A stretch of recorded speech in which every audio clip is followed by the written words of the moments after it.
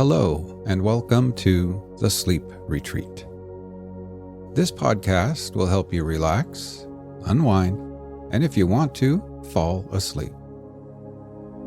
If you're already familiar with the show, feel free to skip ahead to 4 minutes and 30 seconds. If you're new to using a podcast to relax or fall asleep, here is why they work. By simply listening to something other than your own racing thoughts, your mind is offered a well-deserved hiatus. It's a break from all the endless, everyday thinking and processing. And it's all delivered in the form of a moderately captivating narrative, something interesting enough to hold your mind's attention, but also gentle and bland enough to lull you to sleep. Here at the Sleep Retreat, we offer a unique and creative listener experience delivered to you in 2 seamless stages. The first stage is something we call the tuck-in. During this approximately 10-minute segment, I'll be engaging your dreamy imagination and setting you down into an immersive, serene, comfortable space, a place far, far away, perfect for dozing off. And along the way, I'll guide you with simple things you can do to further relax and prepare for pending sleep. After this stage, when we are all tucked in and comfy in this make-believe lullaby land, it's time for the next stage, the drift-off. The drift-off is when we transition together into that sleepy state of slumber. First, we are guided by the somewhat interesting, yet also delightfully monotonous narration of this week's episode, often delivered in the style of an old AM radio or other lo-fi experience. After approximately 45 minutes, the narration concludes, transitioning seamlessly into a 30-minute or longer segment featuring nothing but the continued ambient sounds from our peaceful lullaby land. These soothing background noises range from the rumble of a thunderstorm and the distant calls of seagulls to the steady hum of a car engine, all designed for continued peaceful sleep. Now, it's good to know that it's common with sleep podcasts that it might take 2 or 3 listens before your brain fully sort of trains itself to relax to this show. Once you do, though, just as children love hearing the same bedtime story over and over again, upon return here, you'll find yourself quickly feeling more relaxed and peaceful and diving towards sleep. In this first series, we will feature readings from the Warren Commission report on the assassination of President John F. Kennedy. Now, this might sound like an unusual choice for a bedtime story, but believe me, it works. It's a blend of intrigue and at times wonderfully dull narrative, ideal for lulling you to sleep. I should say perhaps that the first few episodes might lean a little more towards the interesting side of the equation, but as the series progresses, they get increasingly monotonous and bland, perfect for sleeping. And you can always jump ahead in the series if you would like. Other stories are coming in the future, and there are several different sleeping environments you can choose from for each episode. Try them out until you find the perfect one for you, or maybe you mix it up from day to day, depending on your mood. If you have any questions or suggestions, send an email to info@porchlightpodcast.network. Now, let's get all settled in at the Sleep Retreat.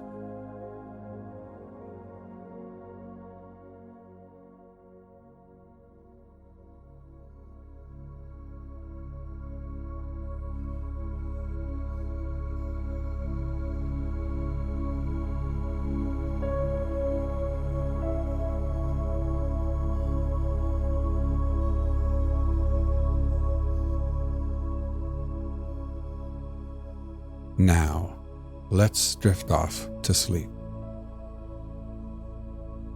Today, you'll be falling asleep during a thunderstorm inside of a cozy camper trailer next to a lake in the mountains.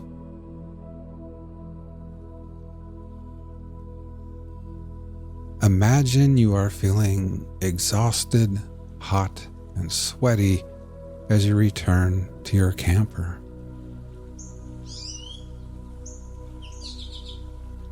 You've just conquered your long-held dream of hiking to the very summit of Moonrest Mountain. You've changed into your swimsuit and are now standing at the edge of the dock on weary, trembling legs, ready to celebrate your incredible achievement with a refreshing dive into the cool, crystal-clear waters of Silver Lake.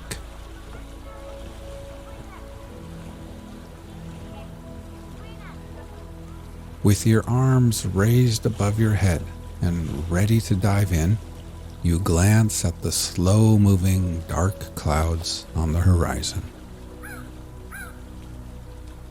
Beads of sweat are still clinging to your forehead when you push off the dock and soar through the air before gliding perfectly into the water.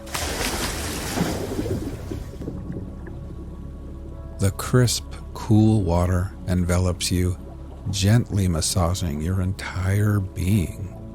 You can almost taste the clean, mineral freshness of the water as it washes away all the sweat, dust, and grime from your skin.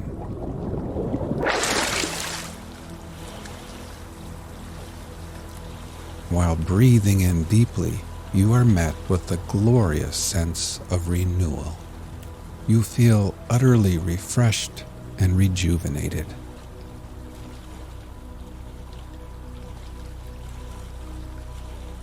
You swim back to the dock and climb the cool aluminum ladder. Then, standing there with a soft cotton towel draped around your shoulders, you gaze out across the deep blue lake. Here and there, motorboats, canoes, sailboats, and jet skis are now headed towards the shores. Everyone knows rain is coming.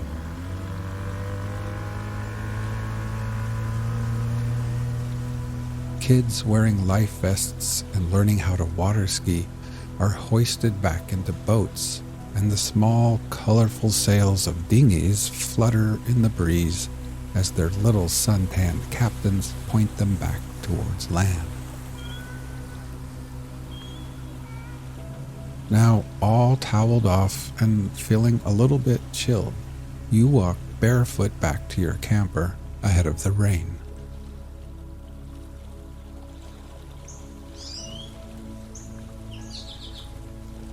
At the little picnic table, you collect your book, coffee mug, and sunglasses. You gather up other items and place them into a plastic tote. A salt and pepper shaker, a box of wooden matches, some paper plates. You secure the lid on the tote and move the Coleman lantern under the table.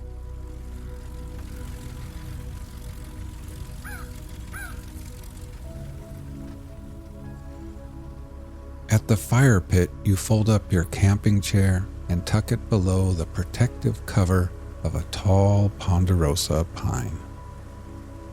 Then you return to your camper, open the door, and step inside.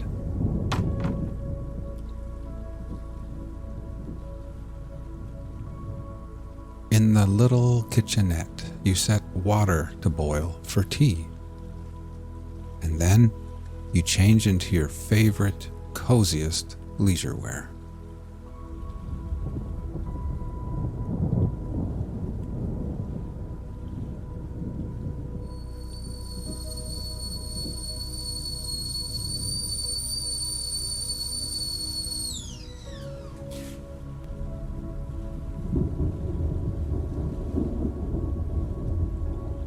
While the hot tea steeps, you settle at the quaint table and gaze out the window, watching as boats reach the shore and families hurry off to their campers and tents and cabins.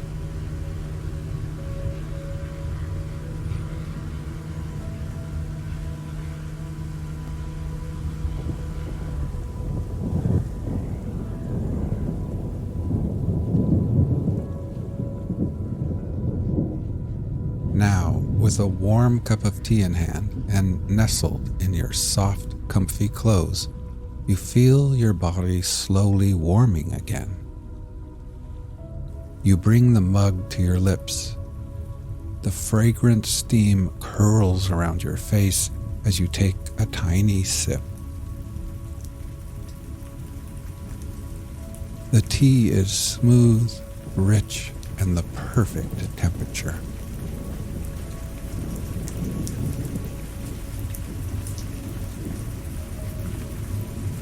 You take a bigger sip, and the tea flows down to your core, melting away the chill from the lake. A rush of warmth spreads throughout your body, like a wave of little goosebumps, and you're suddenly filled with a sense of deep accomplishment, peace, and satisfaction.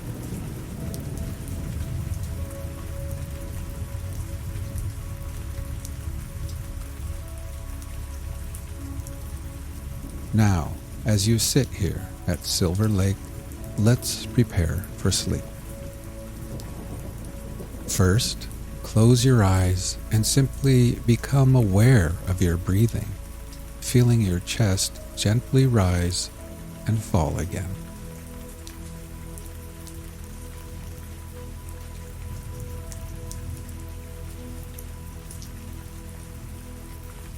Next, let's take a few deeper breaths. We will slowly fill our lungs with the cool, sweet scent of pine trees and that fresh mountain air. And then, after holding briefly, we will let it all go and exhale. Ready? Breathe in deeply, hold for 3, 2, 1, and then exhale.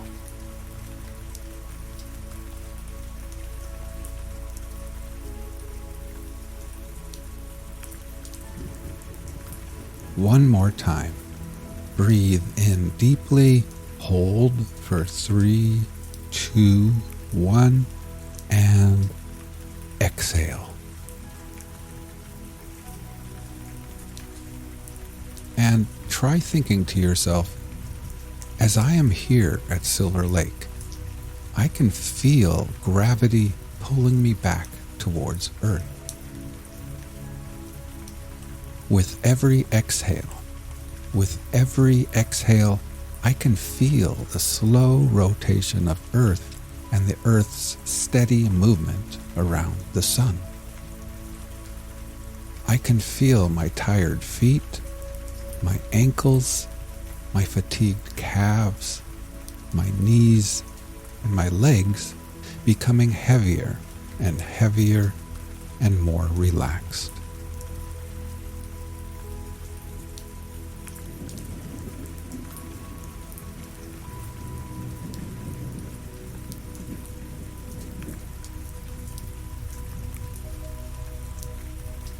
You finish the last sip of your perfect tea, and then you pick up a little pencil and notebook resting on the table.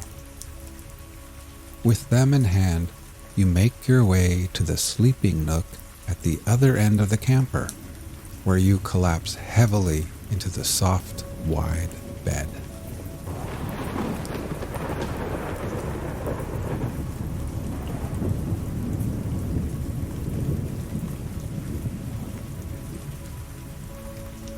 After the long, steep hike up Moonrest Mountain, the bed feels like a soft cloud beneath your tired body.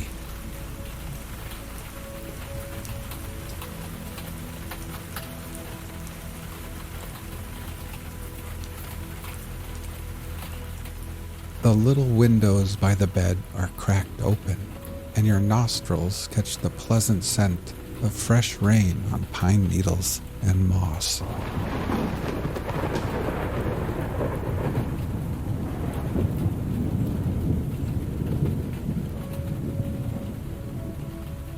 You look at your notepad and observe your to-do list. Each completed task is neatly crossed out with pencil.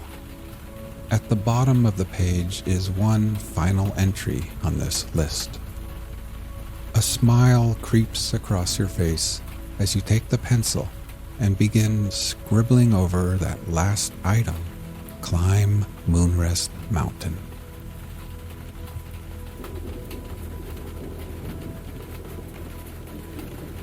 You set the notepad aside, thinking how perfect everything feels at this moment. You've completed everything you set out to do here. Tomorrow holds no obligations, and for now, everything is done, finished, and complete. You have earned this wonderful moment of absolute peace.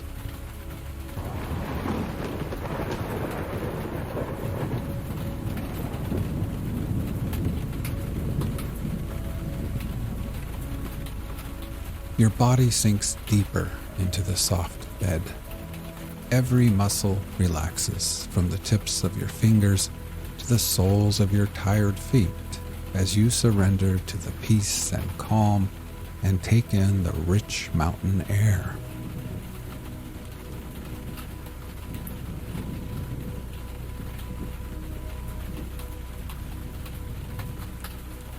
Let's take a few more deep breaths before drifting off to sleep. Ready? Breathe in deeply, hold for 3, 2, 1, and then exhale.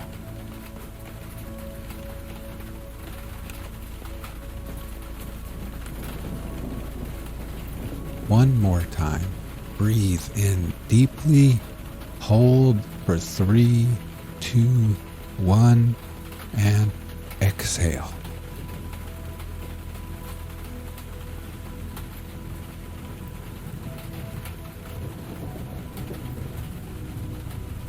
Try thinking to yourself, as I lay here at Silver Lake, I can feel gravity pulling me back towards Earth.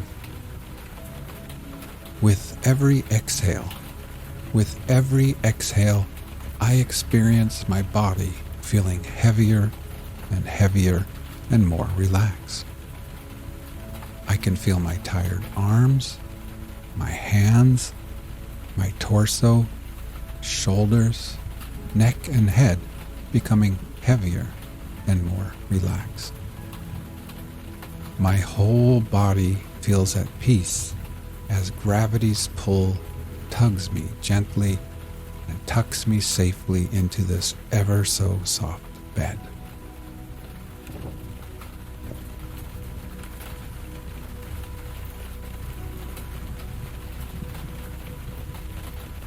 Now, feeling oh so satisfied, safe, accomplished, rejuvenated, sleepy, and happy, you reach over to a little transistor radio, tune it to your favorite station, then lay back and close your eyes.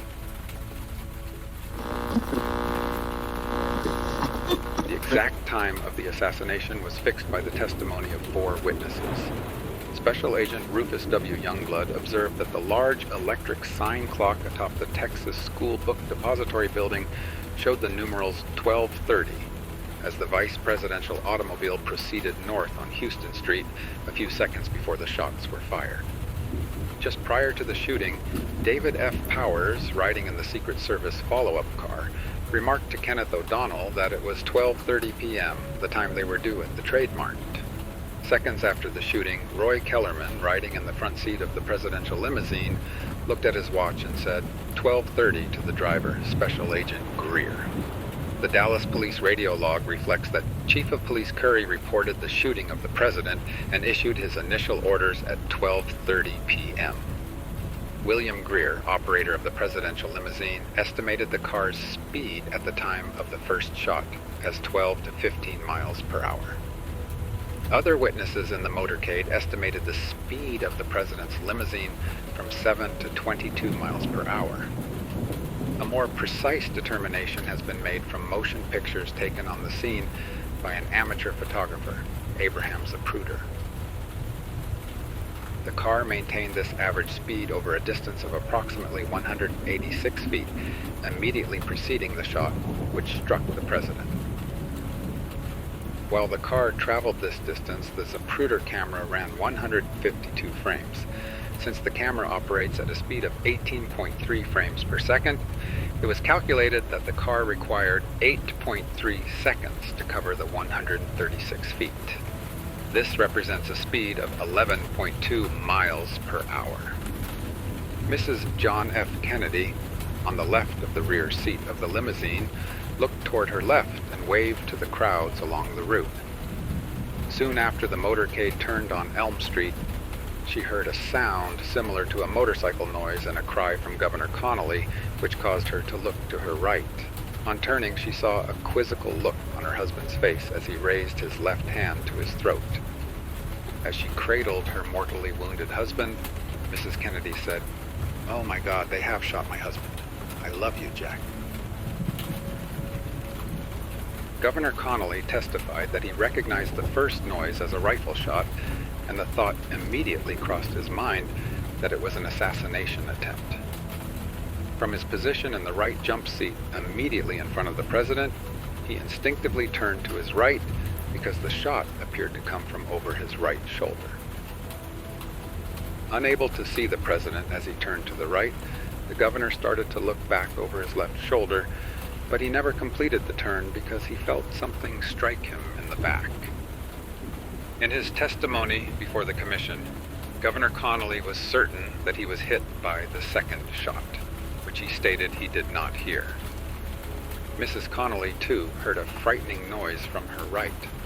Looking over her right shoulder, she saw that the president had both hands at his neck, but she observed no blood and heard nothing. She watched as he slumped down with an empty expression on his face. Roy Kellerman, in the right front seat of the limousine, heard a report like a firecracker pop. Turning to his right in the direction of the noise, Kellerman heard the president say, "My God, I'm hit." Kellerman grabbed his microphone and radioed ahead to the lead car. He said, "We are hit. Get us to the hospital immediately." The driver, William Greer, heard a noise which he took to be a backfire from one of the motorcycles flanking the presidential car. When he heard the same noise again, Greer glanced over his shoulder and saw Governor Connolly fall. At the sound of the second shot, he realized that something was wrong, and he pressed down on the accelerator as Kellerman said, "Get out of here, fast." As he issued his instructions to Greer and to the lead car, Kellerman heard a flurry of shots. Looking back from the front seat, Kellerman saw Governor Connolly in his wife's lap and Special Agent Clinton J. Hill lying across the trunk of the car. Mrs. Connolly heard a second shot fired and pulled her husband down into her lap. The governor was lying with his head on his wife's lap when he heard a shot hit the president. According to Governor and Mrs. Connolly, it was after this shot that Kellerman issued his emergency instructions and the car accelerated. From the left front running board of the president's follow-up car, Special Agent Hill was scanning the few people standing on the south side of Elm Street after the motorcade had turned off Houston Street. He estimated that the motorcade had slowed down to approximately 9 or 10 miles per hour on the turn at the intersection of Houston and Elm Streets, and then proceeded at a rate of 12 to 15 miles per hour, with the follow-up car trailing the president's automobile by approximately 5 feet. Hill heard a noise, which seemed to be a firecracker, coming from his right rear. He immediately looked to his right and saw President Kennedy grab at himself and lurch forward and to the left. Hill jumped from the follow-up car and ran to the president's automobile. At about the time he reached the president's automobile, Hill heard a second shot. At the instant that Hill stepped onto the left rear step of the president's automobile and grasped the handhold, the car lurched forward, causing him to lose his footing. He ran 3 or 4 steps, regained his position, and mounted the car. Between the time he originally seized the handhold and the time he mounted the car, Hill recalled, Mrs. Kennedy had jumped up from the seat and was, it appeared to me, reaching for something coming off the rear bumper of the car when she noticed that I was trying to climb on the car. She turned toward me, and I grabbed her and put her back in the back seat, crawled up on top of the back seat, and lay there. David Powers, who witnessed the scene from the president's follow-up car, stated that Mrs. Kennedy would probably have fallen off the rear end of the car and been killed if Agent Hill had not pushed her back into the presidential automobile. Special Agent Reedy, on the right front running board of the presidential follow-up car, heard noises that sounded like firecrackers and ran toward the president's limousine. But he was immediately called back by Special Agent Emery Roberts, in charge of the follow-up car, who did not believe that he could reach the president's car at the speed it was then traveling. Special Agent George W. Hickey, in the rear seat of the presidential follow-up car, picked up and cocked an automatic rifle as he heard the last shot. At this point, the cars were speeding through the underpass and had left the scene of the shooting, but Hickey kept the automatic weapon ready as the car raced to the hospital. Most of the other Secret Service agents in the motorcade had drawn their sidearms. Roberts noticed that the vice president's car was approximately 1/2 block behind the presidential follow-up car at the time of the shooting and signaled for it to move in closer. Directing the security detail for the vice president from the right front seat of the vice presidential car, Special Agent Youngblood recalled, as we were beginning to go down this incline, all of a sudden there was an explosive noise. I quickly observed unnatural movement of crowds, like ducking or scattering, and quick movements in the presidential follow-up car. So I turned around and hit the vice president on the shoulder and hollered, "Get down," and then looked around again and saw more of this movement. And so I proceeded to go to the back seat and get on top of him. Youngblood was not positive that he was in the rear seat before the second shot, but thought it probable because of President Johnson's statement to that effect immediately after the assassination. President Johnson emphasized Youngblood's instantaneous reaction after the first shot. I was startled by the sharp report or explosion, but I had no time to speculate as to its origin, because Agent Youngblood turned in a flash, immediately after the first explosion, hitting me on the shoulder, and shouted to all of us in the back seat to get down. I was pushed down by Agent Youngblood. Almost in the same moment in which he hit or pushed me, he vaulted over the back seat and sat on me. I was bent over under the weight of Agent Youngblood's body toward Mrs. Johnson and Senator Yarborough. Clifton C. Carter, riding in the Vice President's follow-up car a short distance behind, reported that Youngblood was in the rear seat, using his body to shield the Vice President before the second and third shots were fired. Other Secret Service agents assigned to the motorcade remained at their posts during the race to the hospital. None stayed at the scene of the shooting, and none entered the Texas School Book Depository building at or immediately after the shooting. Secret Service procedure requires that each agent stay with the person being protected and not be diverted unless it is necessary to accomplish the protective assignment. Forrest Sorrells, special agent in charge of the Dallas office, was the first Secret Service agent to return to the scene of the assassination, approximately 20 or 25 minutes after the shots were fired. In the final instant of the assassination, the presidential motorcade began a race to Parkland Memorial Hospital, approximately 4 miles from the Texas School Book Depository building. On receipt of the radio message from Kellerman to the lead car that the president had been hit, Chief of Police Curry and police motorcyclists at the head of the motorcade led the way to the hospital. Meanwhile, Chief Curry ordered the police base station to notify Parkland Hospital that the wounded president was en route.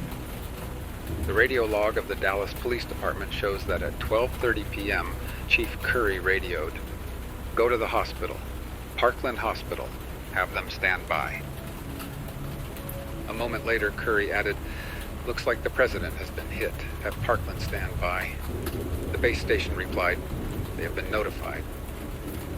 Traveling at speeds estimated at times to be up to 70 or 80 miles per hour down the Stemmons Freeway and Harry Hines Boulevard, the presidential limousine arrived at the emergency entrance of the Parkland Hospital at about 12:35 p.m.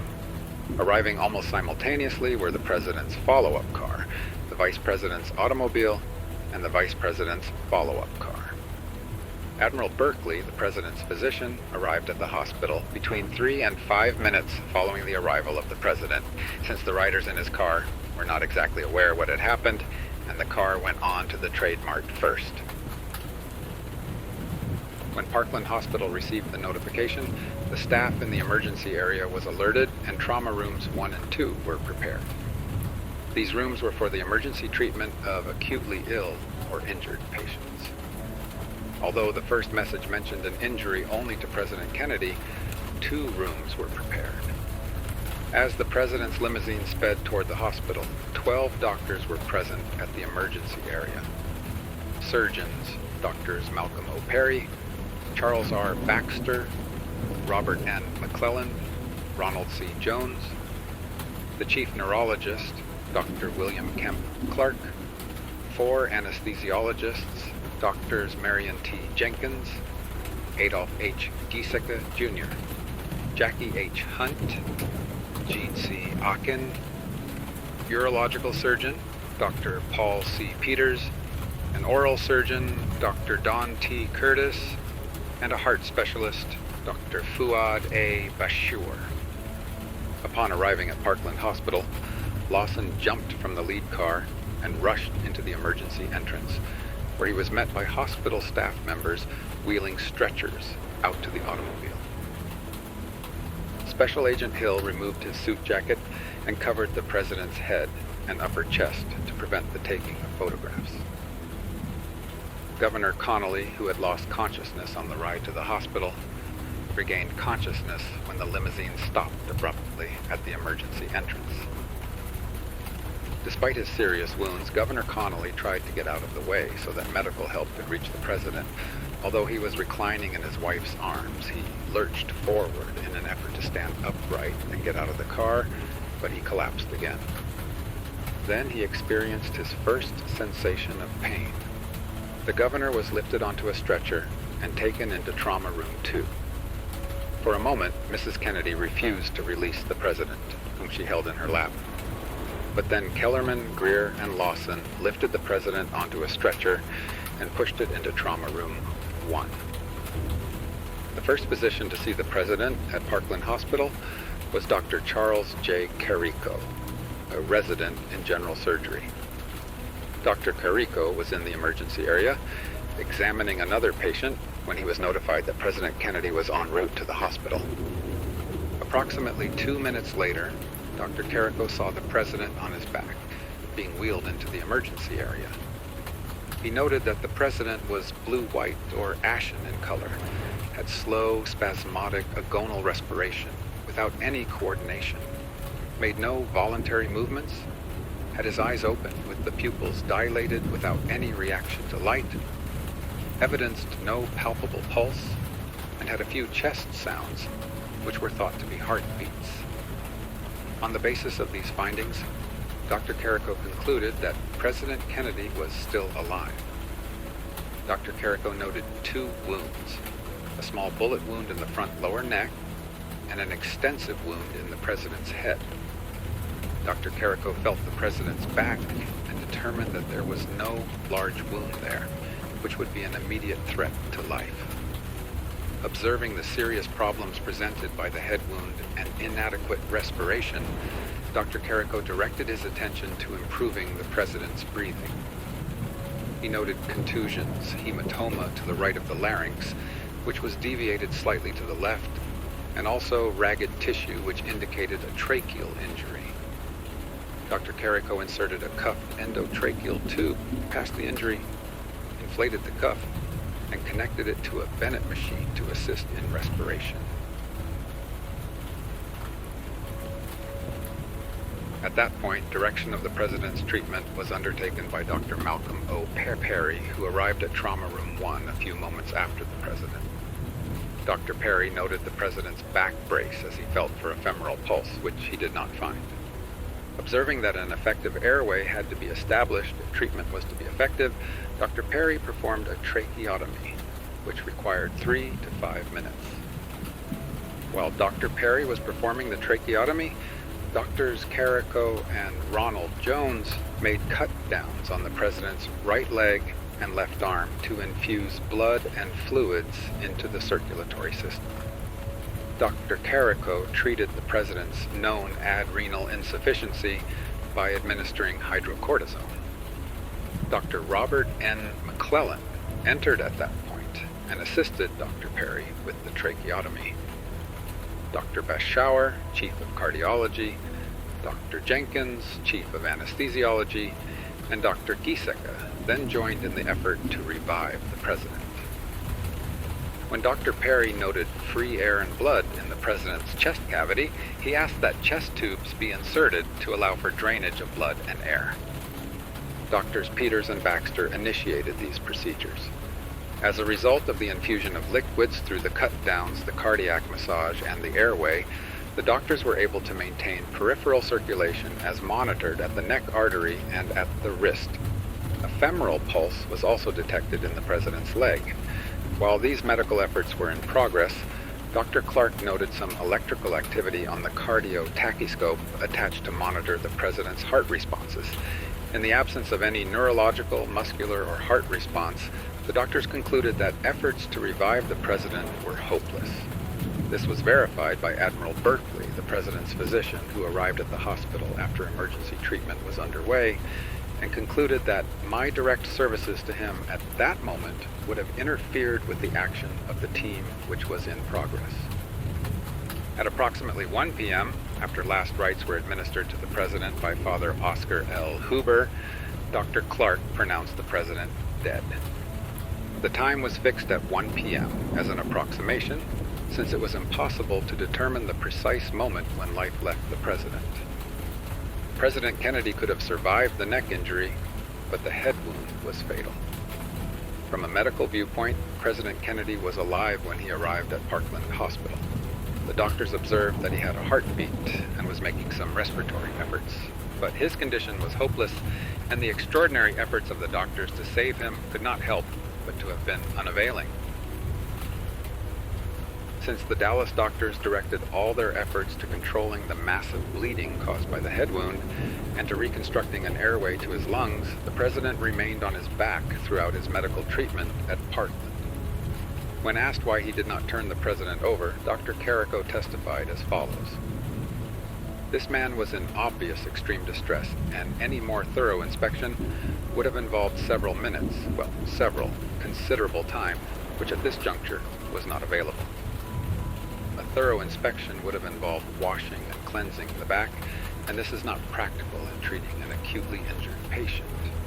You have to determine which things which are immediately life-threatening and cope with them before attempting to evaluate the full extent of the injuries. Did you ever have occasion to look at the President's back? No, sir. In trying to treat an acutely injured patient, you have to establish an airway, adequate ventilation, and you have to establish adequate circulation. Before this was accomplished, the President's cardiac activity had ceased, and closed cardiac massage was instituted, which made it impossible to inspect his back. Moreover, the Parkland doctors took no further action after the President had expired because they concluded that it was beyond the scope of their permissible duties. While one medical team tried to revive President Kennedy, a second performed a series of operations on the bullet wounds sustained by Governor Connolly. Governor Connolly was originally seen by Dr. Carrico and Dr. Richard Dulaney. While Dr. Carrico went on to attend the President, Dr. Dulaney stayed with the governor and was soon joined by several other doctors.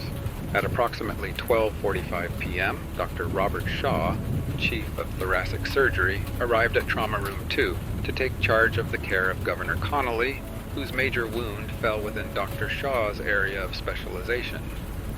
Governor Connolly had a large wound in the front of the right chest, which caused extreme pain and difficulty in breathing. Rubber tubes were inserted between the second and third ribs to expand the right lung, which had collapsed because of the opening in the chest wall. After Governor Connolly had been moved to the operating room, Dr. Shaw started the first operation by cutting away the edges of the wound on the front of the governor's chest and suturing the damaged lung and lacerated muscles. From approximately 4 p.m. to 4:50 p.m., Dr. Charles F. Gregory, Chief of Orthopedic Surgery, operated on the wounds of Governor Connolly's right wrist, assisted by Doctors William Osborne and John Parker. The wound on the back of the wrist was left partially open for draining, and the wound on the palm side was enlarged, cleansed, and closed. While the second operation was in progress, Dr. George T. Shires, assisted by Doctors Robert McClellan, Charles Baxter, and Ralph Don Patman, treated the gunshot wound in the left thigh.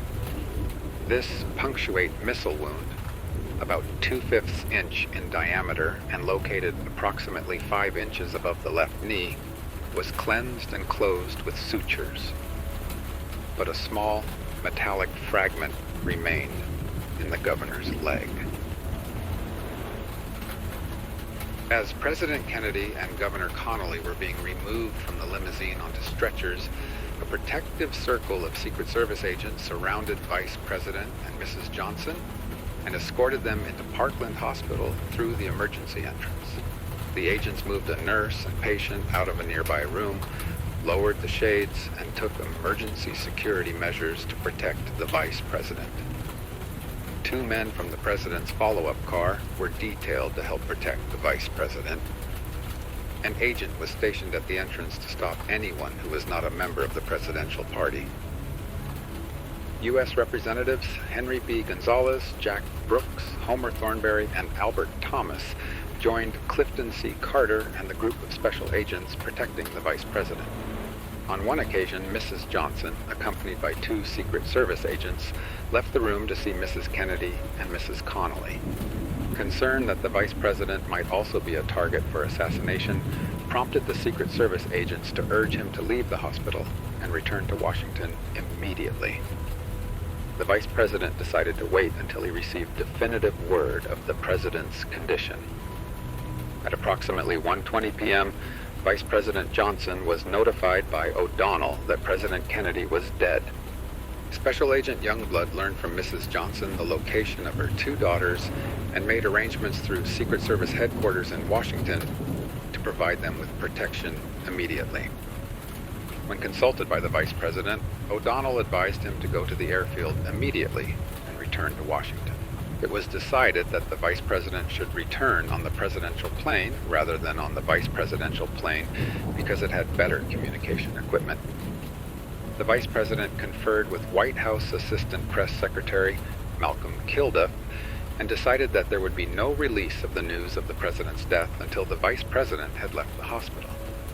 When told that Mrs. Kennedy refused to leave without the President's body, the Vice President said that he would not leave Dallas without her. On the recommendation of the Secret Service agents, Vice President Johnson decided to board the presidential airplane, Air Force One, and wait for Mrs. Kennedy and the President's body. Immediately after President Kennedy's stretcher was wheeled into Trauma Room 1, Secret Service agents took positions at the door of the small emergency room. A nurse was asked to identify hospital personnel and to tell everyone, except necessary medical staff members, to leave the emergency room. Other Secret Service agents posted themselves in the corridors and other areas near the emergency room. Special Agent Lawson made certain that the Dallas police kept the public and press away from the immediate area of the hospital. Agents Kellerman and Hill telephoned the head of the White House detail, Gerald A. Bain, to advise him of the assassination. The telephone line to Washington was kept open throughout the remainder of the stay at the hospital. Secret Service agents stationed at later stops on the President's itinerary of November 22nd were redeployed. Men at the Trade Mart were driven to Parkland Hospital in Dallas police cars. The Secret Service group awaiting the President in Austin were instructed to return to Washington. Meanwhile, the Secret Service agents in charge of security at Love Field started to make arrangements for departure. As soon as one of the agents learned of the shooting, he asked the officer in charge of the police detail at the airport to institute strict security measures for the presidential aircraft, the airport terminal, and the surrounding area. Secret Service agents working with police cleared the areas adjacent to the aircraft, including warehouses, other terminal buildings, and the neighboring parking lots of all people. When security arrangements at the airport were complete, the Secret Service made the necessary arrangements for the Vice President to leave the hospital. Unmarked police cars took the Vice President and Mrs. Johnson from Parkland Hospital to Love Field. Chief Curry drove one automobile occupied by Vice President Johnson, U.S. Representatives Thomas and Thornberry, and Special Agent Youngblood. In another car, Mrs. Johnson was driven to the airport, accompanied by Secret Service agents and Representative Brooks. Motorcade policemen who escorted the automobiles were requested by the Vice President and Agent Youngblood not to use sirens. During the drive, Vice President Johnson, at Youngblood's instruction, kept below window level. While the team of doctors at Parkland Hospital tried desperately to save the life of President Kennedy, Mrs. Kennedy alternated between watching them and waiting outside. After the president was pronounced dead, O'Donnell tried to persuade Mrs. Kennedy to leave the area, but she refused. She said that she intended to stay with her husband. A casket was obtained, and the president's body was prepared for removal. Before the body could be taken from the hospital, 2 Dallas officials informed members of the president's staff that the body could not be removed from the city until an autopsy was performed. Despite the protests of these officials, the casket was wheeled out of the hospital, placed in an ambulance, and transported to the airport shortly after 2 p.m. At approximately 2:15 p.m., the casket was loaded onto the rear of the presidential plane, where seats had been removed to make room. Concerned that the local officials might try to prevent the plane's departure, O'Donnell asked that the pilot take off immediately. He was informed that takeoff would be delayed until Vice President Johnson was sworn in. From the presidential airplane, the Vice President telephoned Attorney General Robert F. Kennedy, who advised that Mr. Johnson take the presidential oath of office before the plane left Dallas. Federal Judge Sarah T. Hughes hastened to the plane to administer the oath. Members of the presidential and vice presidential parties filled the central compartment of the plane to witness the swearing in.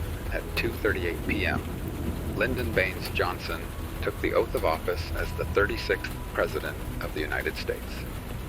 Mrs. Kennedy and Mrs. Johnson stood at the side of the new president as he took the oath of office. 9 minutes later, the presidential airplane departed for Washington, D.C. On the return flight, Mrs. Kennedy sat with David Powers, Kenneth O'Donnell, and Lawrence O'Brien. At 5:58 p.m. EST, Air Force One landed at Andrews AFB, where President Kennedy had begun his last trip only 31 hours before. Detailed security arrangements had been made by radio from the president's plane on the return flight. The public had been excluded from the base, and only government officials and the press were permitted near the landing area. Upon arrival, President Johnson made a brief statement over television and radio. President and Mrs. Johnson were flown by helicopter to the White House, from where Mrs. Johnson was driven to her residence under Secret Service escort. The president then walked to the executive office building, where he worked until 9 p.m.